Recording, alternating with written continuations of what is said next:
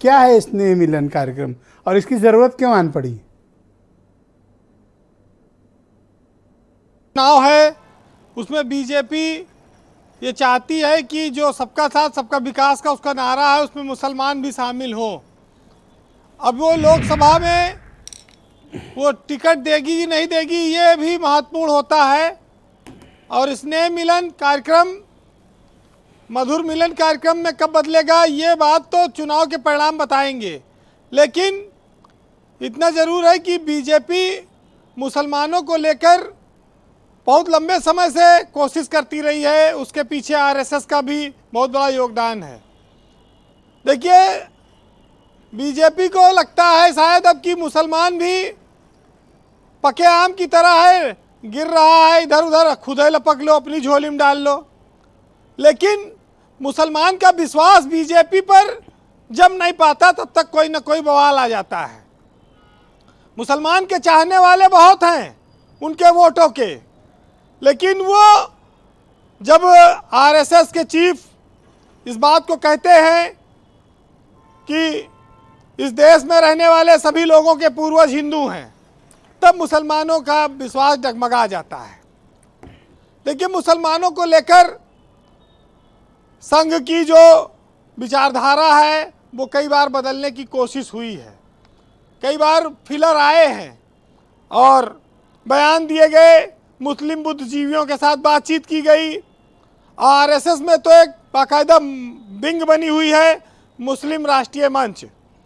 वो मुसलमान जो हैं, जो विपक्ष से नाराज़ हैं, उनको बीजेपी से जोड़ने का, बीजेपी के लिए जो झुकाव रखते हैं उनको अपने साथ लाने का काम करती है।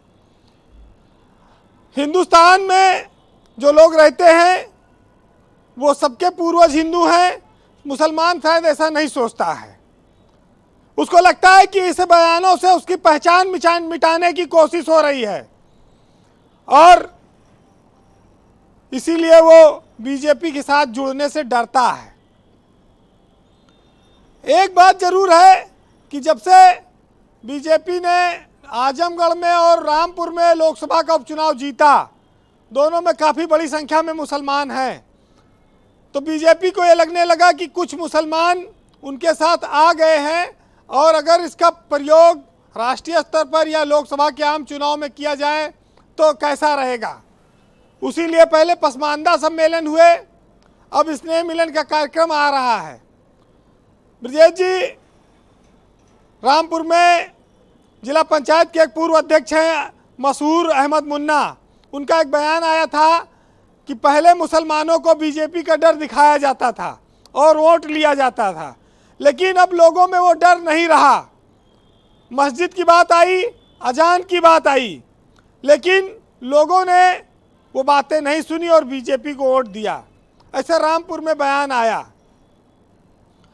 अब बात ये आती है कि ये बात में दम तब दिखाए जब योगेश्वर धाम के बाबा देश को हिंदू राष्ट्र बनाने की बात करते हैं, जब यतीनंद सरस्वती के बयान आते हैं, तो इससे मुसलमान सहम जाता है, वो बीजेपी की ओर जाने से डर जाता है।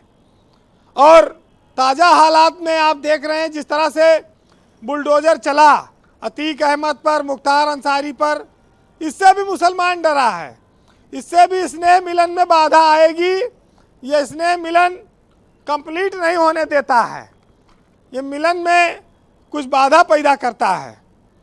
लेकिन चूंकि बीजेपी एक बड़ी पार्टी है और बीजेपी की ये कोशिश है कि वो फिर सरकार बनाए, तो वो चाहती है कि जितना प्रबल विरोध विधानसभा में हुआ उतना ही ना हो, उस पर कुछ रोक लगाई जाए और एक स्थिति बनाई जाए कि अखिलेश यादव का वोट बैंक बिखरे, जो समाजवादी पार्टी के साथ मुसलमान इंटैक्ट है। देखिए, ओवैसी भी आए थे, चुनाव लड़े थे, वकार साहब बैठे हैं, काफ़ी लोग कह रहे थे वोट कटवा पार्टी है, मुसलमानों को वोट काटेगी, काटा भी होगा। अब पता नहीं लोकसभा में कितना वो यूपी में काटेंगे, ये भी बड़ी बात है। लेकिन मुसलमानों का विश्वास हासिल करने में बड़ा वक्त लगेगा बीजेपी को।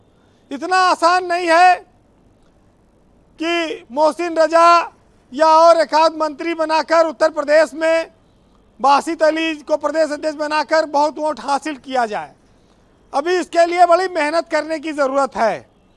हाँ, जहाँ कुछ नहीं मिल रहा था, अगर वहाँ 5% 10% वोट भी ले आए तो उनकी कामयाबी होगी। लेकिन अपने यहाँ कहा जाता है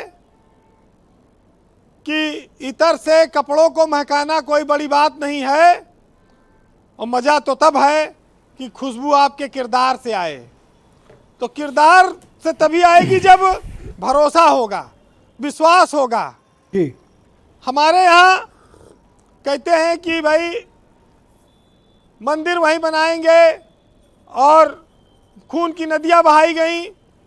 दोनों बातें बीजेपी के साथ हैं। एक विरोधाभासी है, एक हिंदुत्व की पक्षधर है, और खुलेआम मंचों से बात होती है। तो ये चीज़ें दोनों में समानता नहीं दिखती।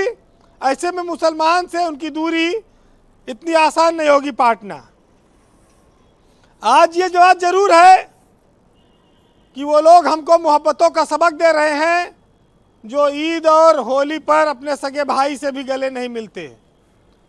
इस राजनीति का एक चरित्र है कि बातें खाली की जाती हैं, अमली जामा नहीं पहनाया जाता। बहरहाल वोट की खातिर नेता सब कुछ करते हैं। एक साहित्यकार रहे हैं अदम गोडवी साहब, उन्होंने तो कहा कि फ़ायदा हो तो पिता का नाम भी बदल ले नेता। उनकी एक लाइन है, सुनिएगा, उनका एक साहित्य है जी।